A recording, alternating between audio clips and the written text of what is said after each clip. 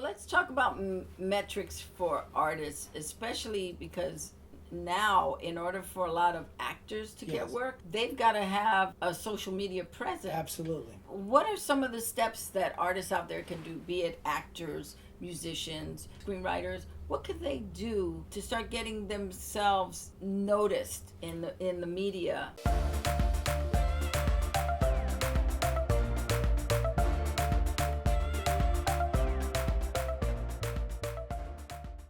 Hey, Common Sensester, thank you so much for joining us. Hey, listen up.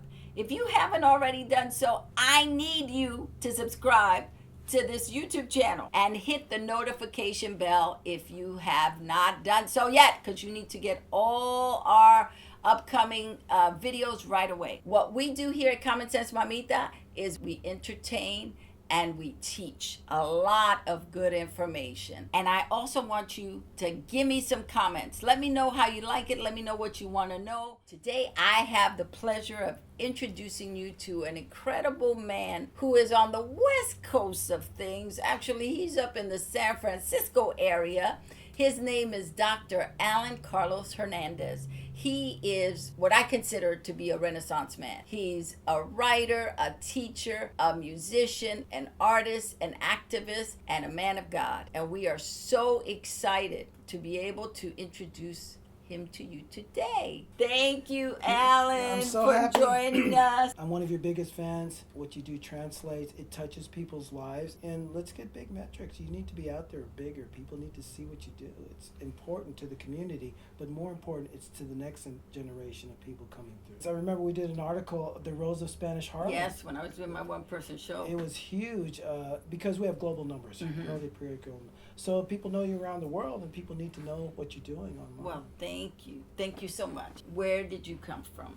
Well, my parents are from Hawaii. They're Puerto Rican. My great-grandparents came from from Puerto Rico to Hawaii. There's an enclave of Puerto Ricans in Hawaii that maintain the Jibaro culture. Your ancestors came as a result of the hurricane. Yes. That they took, 60,000 Puerto Ricans from Puerto Rico with the koki, and they brought them to Hawaii to help agriculture. Right. They planted pineapple. They planted a bunch of fruit that really came from the east side to the west side. Absolutely. But it was indentured servitude. They didn't pay them a fair wage. They had to have company stores, and it was a form of slavery. And there was discriminations toward the Puerto Ricans from the other races because they didn't speak the language, and so it was hard for them. It was hard for my dad. At a certain point, he decided to come to the mainland because there's more opportunity for him. And that's where you were born? I was born in San Francisco. San Francisco. And so growing up in San Francisco, you grew up in the middle of heat as far as the Black Panthers were there, probably when you were a teenager, a little in your teens that were starting to...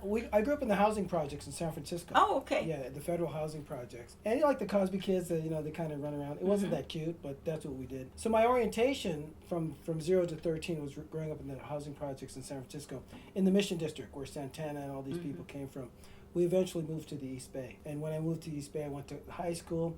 When I went to community college, I became involved with the Brown Berets. Now tell us about the Brown Berets. Well, we had a problem, and the problem was people were protesting, Cesar Chavez, and were doing that sort of thing, but the police were continuing to brutalize the people. So we felt it was an obligation to protect the people from the police. So we had a very didactic and a very pejorative attitude, very rhetorical, but there are times where you have to stand between somebody getting beat up and the police, and so we did that. And so I became And this was during the time of the Black Panthers. Absolutely. They trained you guys. They gave you tutelage on how to deal. Absolutely. The philosophy was the same. The philosophy was that you have an obligation to defend yourself. And particularly in the East Bay, there were people getting beat up by the police. There were no Latino police or Black police.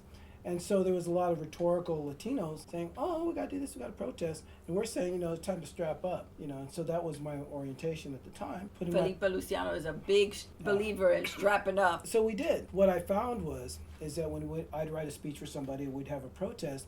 If the media didn't show up, it didn't happen. So what I decided to do is I decided to finish college and get my degree in mass communication and to continue that struggle at the time. Now you come out of college. When did the creative bug get you? Well, when I was in college, I became the first editor, the university editor of the newspaper. It was a daily paper. I made an alliance with the feminists who did all the copywriting because I was way too stupid to write that well. And politically, I became the editor-in-chief. And what I realized is that through media, you can change society, but through music, you can inspire the heart. All art aspires to the condition of music. And so I had an opportunity to start talking to local musicians and such. And I decided, well, because I have the ability to write, and I knew a lot of people in the music business, I had an opportunity to go into radio. Mm-hmm. So I was the first Latino to be on KFRC, the biggest rock station in the country at the time. And I did a weekend show. And I'd play Willie Colon or Gladys, and I'd play salsa, but I'd interview the local musicians, Santana and those kind of cats. That's where the whole music direction came in. Doing music, you were with Little Joe? Yes. And then you got a Grammy? Grammy nomination. A Grammy well, that's still very good. I don't want to be arrogant, but a real Grammy nomination, not a Latin Grammy nomination. I love it. You're going to get letters. I ain't mad. Okay, so let's talk about that for a second, behind that, because I think the powers that be in show business don't understand that a lot of Latinos are first, second, third generation Latinos who don't speak Spanish. Absolutely. That we are American. Absolutely. We are not, I shouldn't say first generation. Yeah, first generation. We're not immigrants. We are from here. From here. I used to be part of Hot and Spicy Mamitas. Yes. We could not crack the code with American media. Right. It was the Latino media that kept following us, and we kept going, we don't speak Spanish. Right. Stop it. Right. We want Americans to get to know who we are. Absolutely. There's a misnomer that if you're Latino, you speak Spanish. Right. I read something about you where you said that your parents didn't want you to speak Spanish. Absolutely not. English is the language of commerce. To speak Spanish is an accoutrement, but it's not going to get you paid. I've said it before, I've never made a dime speaking Spanish, but I've made a dime in the record business. But to me is that if you're an American, you're fully American, and if you have the ability to speak Spanish, that's a good thing, but it's not going to get you paid. Right. It's about social Darwinism. It's also white America understanding, I think, not just Latinos, but any person of color who comes here, they assimilate here. Right. That whether they're from Egypt or Canada or wherever, they're still Americans first, and they should be treated as such. Absolutely. Not, and they tend to mistreat brown people. Right. Black people get mistreated all the time, but browns get mistreated a lot. If you're white and you come from Canada or you come from Europe, you get privilege added. Yeah, there's privilege you get. But here's the thing, art supersedes that. When I work with not always though. That's the problem. I think and it can. It should. Look at J-Lo. Look at people like Christina Aguilera and people like that. They've transcended what is traditionally right, white but they're the exception. Absolutely. Than the norm. J-Lo, she had an incredible manager, Benny Medina, who came from Motown. Right. And knew how to work the machine. Absolutely. Every artist is not as blessed as J-Lo to have that. And there are more talented. And let me tell you, I think what she has done is amazing. But she's one maybe out of 5 Latinos that have international cachet that is American. Right. Normally, we receive Latinos from other countries and blow them up. Well, let me speak to that point because I produced Little Joe and La Familia in 1983. And at the time, I was the first one to get an international deal through Warner Brothers International. And our objective was to take, Tejano music and make it international. So we did an international album. Part of the contract that I negotiated was it had to go international and it couldn't be in the 99-cent bin. So our objective was to transcend local Texas thinking and became international. What has happened to the music business is that the Mexican nationals have taken over Spanish radio. They've cut out the local and local originated music, and they've taken over the radio waves. You can't hear anything that's locally produced anymore because it's from Mexico and these other countries. So they, in essence, cut the local, the homegrown Latinos out of the mix. Okay, that's by design. Well, I'll just piggyback on that. I started in the record business. I worked at Casablanca from 78 to 81, and we were the first company to take songs and convert them to The Spanish. Pointer Sisters, he's so shy. Well, that wasn't us though. Really? Pointer Sisters. No, we had Terry. What was it? Terry DeSario and Casey and Terry DeSario. We had Captain and Tennille. Okay. We had. I'm trying to think of who else.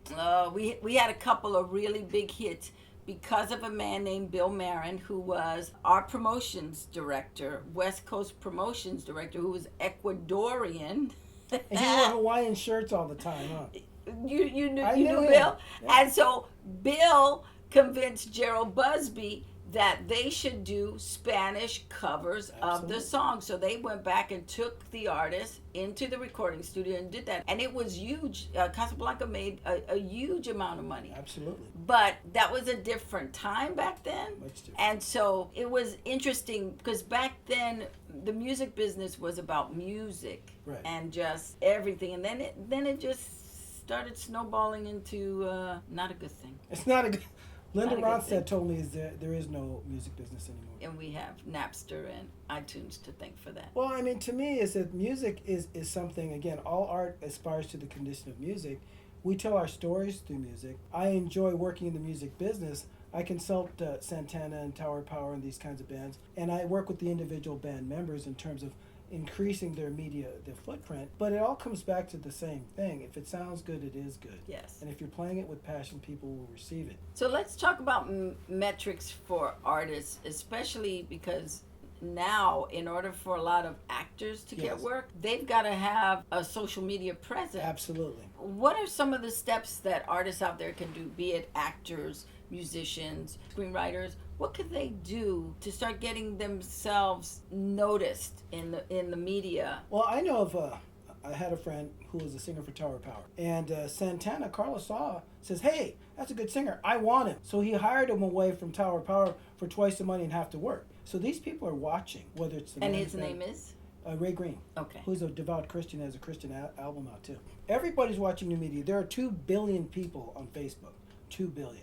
So the first thing you do is you put up a fan page, whether it's so-and-so, their fan page, and you get all of your friends to tell people to like that page.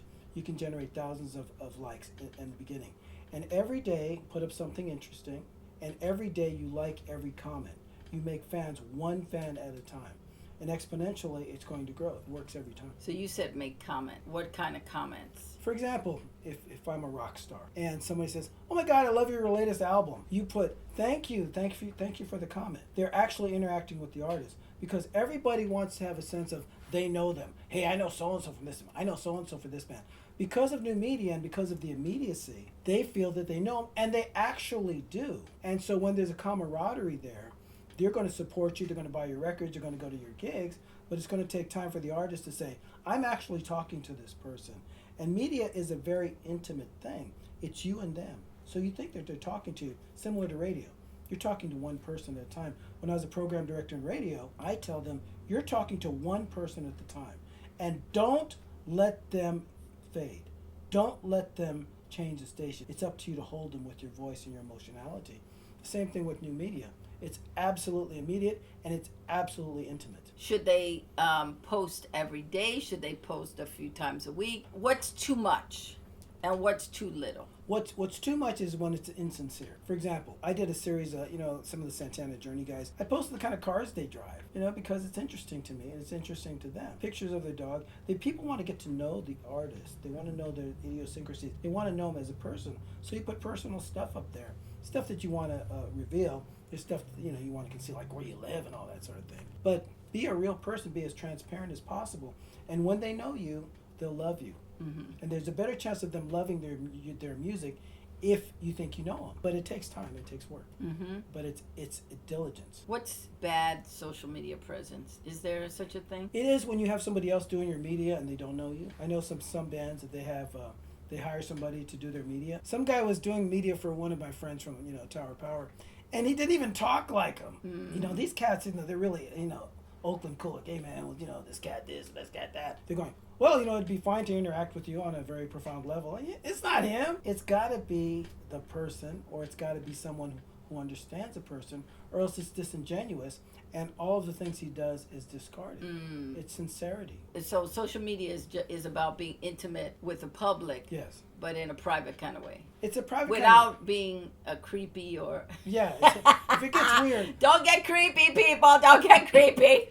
but if you know somebody and they like it, they're going to. That's the highlight of the day. Oh my God, the Rose of Spanish Harlem liked my comment, so they think they know you, and in essence, they do. And I will say that I've gotten to meet some great people online, like you, and just by liking their comments and and commenting and asking questions, that I've actually met some fabulous people and made some great friends, great artist friends, great just support people. You know how awkward it is to have a friend on Facebook and then you go talk to them and they already know all your stories. Well, hey, I did this. I did that. And they say, hey, what about? Yeah, you already said that last week. So there's a little bit of saturation, but the main thing is camaraderie. It's village. Yes, I think that's the great thing about social media is that it lets you connect globally and still be part of a tribe. Absolutely. I like that. But there's an axiom in new media. It's fast or dead. So you put something out the minute it happens, because after that it's old news. Right. So you have to hit it hard, and you have to hit it quick, and you have to hit it right now. It's fast or dead, and that's the beauty of new media. Just hit on the not speaking Spanish. Right. Young people today are really going through a rough period for having a Latino surname because of our political landscape right now. It's not in vogue to be Latino right now. People, if they have a bit of an accent, no matter where they are, they're getting pounced on by evil. I'm going to call it evil. I'm just going to call it evil. When people tell you to go back to your country and this is your country. Right. But what would a Brown Beret say? What would they say? Tell me, Al. Tell me. I want to know. This is our country. That's what you tell them. But I differ in terms of, I think people want to be ethnic. Latinas are the most beautiful women in the entire world. And everybody wants to have a certain Latina swag. And they want to be cute. And they want to be beautiful. Because what's happening is the biracial women are the most beautiful women on the planet. And the fashionistas are going after them. And so I think that the whole view of American beauty is changing. Well, I agree with you, and it's good. But you have a faction yes. that doesn't want that change. Right. I try not to go on social media too much, but when I do, I 9 times out of 10 encounter some stupid video of somebody denigrating a person of color, calling them all kinds of names, and it's like, why are we doing this? Right. Well, why are they posting in the first place?